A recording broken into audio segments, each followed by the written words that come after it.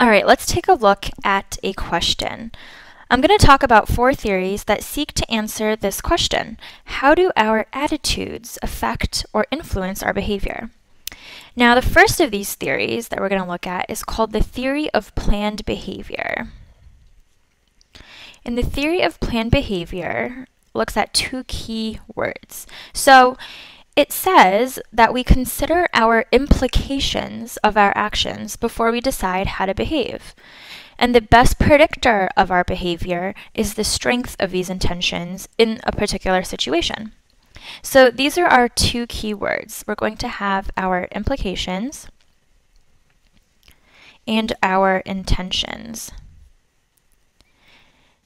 Now, our intentions are based on 3 things.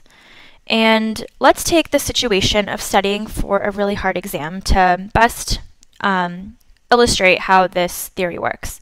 So the first thing that our intention is based on are our attitudes. So that's number 1. And it's our attitudes towards a certain behavior that's going to affect whether we behave or not. So an example of this, when we look at our situation of studying for an exam, is an attitude such as saying, studying for class this week is something I favor. So that is our attitude. Now, another thing that influences our intentions is subjective norms. And what are subjective norms? I don't know if you've heard of that term before, but basically subjective norms is what we think others think about our behavior. So in this instance, we can say, my friends think studying is a waste of time. That is a subjective norm that's going to eventually affect our behavior. And the third thing that affects our intentions is perceived behavior control. And this basically just means how easy or hard we think it is to control our behavior. So taking a look at our example again, we could say, I also have to work 40 hours this week on top of studying. So when you're thinking about it, that studying and working is very hard to manage together. It's hard to control or be in full control of studying when we have other things affecting that. So if we put these 3 factors, attitude, subjective norms, and perceived behavior control together, we can, looking at this example, our attitude towards studying is positive, but actually studying will be low. So in this case, our behavior of actually studying is not going to be as favorable. All right, let's take a look at the second theory that tries to explain how our attitudes affect our behaviors.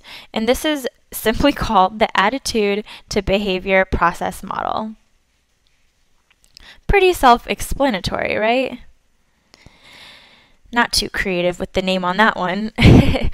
But basically, this theory says that an event triggers an attitude. So we start off with an event, and that's going to trigger our attitude. What I mean by attitude in this case is something that will influence our perception of an object. Okay, so once we have an attitude, we're going to use that along with some outside knowledge that we have towards the situation or towards the object. So those together is what is going to lead to our behavior.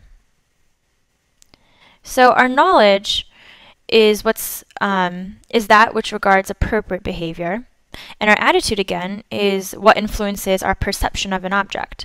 And together we're going to use our attitude based on how we perceive something and our knowledge from prior experience to shape our definition and behavior in a new situation. So think about this.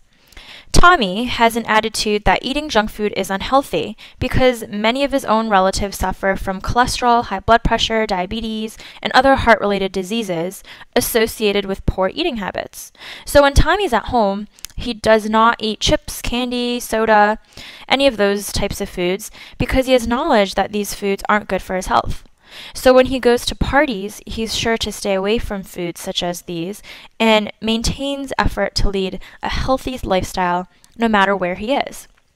So obviously, there was an event in Tommy's life, maybe a relative having a heart attack or someone that he knows suffering from cholesterol or obesity, any of those things related to eating unhealthy foods. So his attitude towards eating unhealthy foods is obviously not good. He doesn't have a good attitude. He thinks it's unhealthy.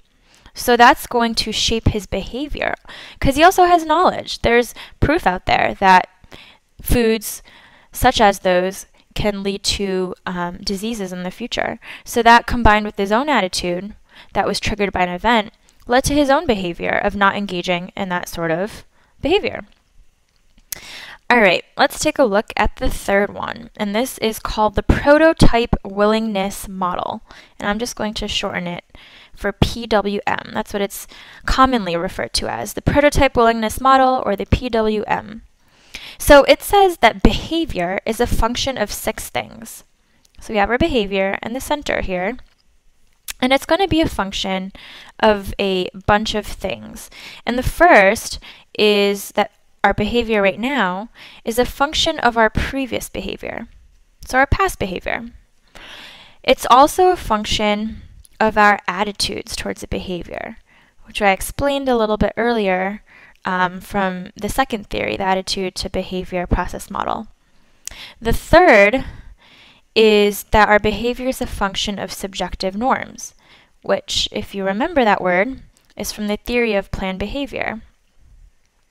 So that theory is all about what others think.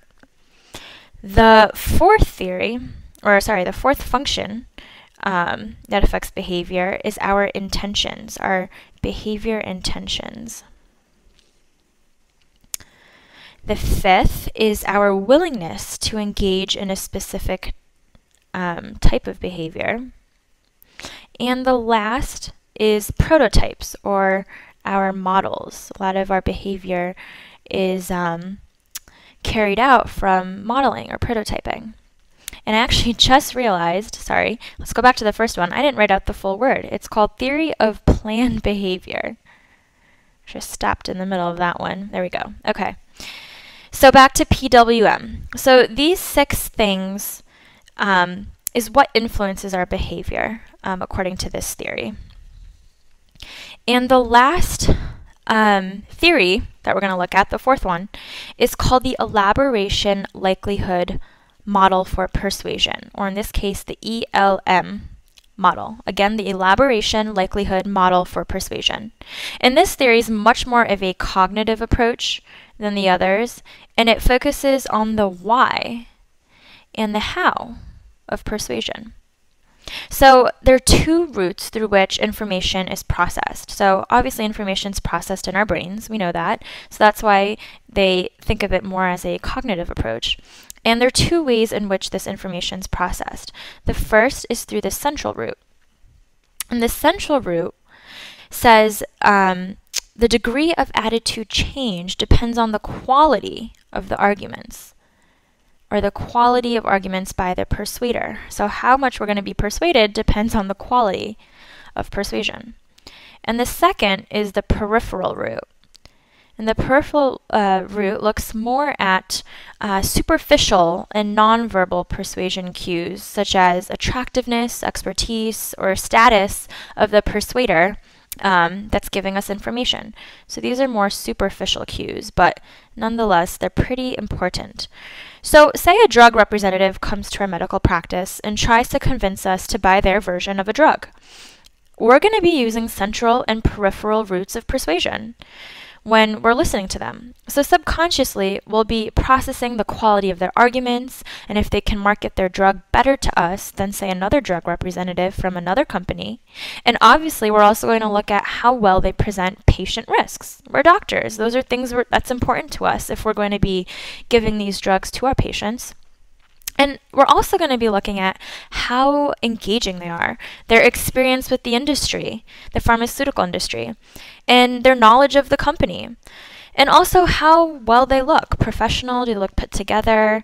That's what I mean by superficial cues. So all of these factors are processed cognitively and shape our attitude towards that company and ultimately our behavior. So whether we're going to buy that product from that company for patient use. So there you have it. Those are the 4 important approaches to looking at how attitude affects our behavior.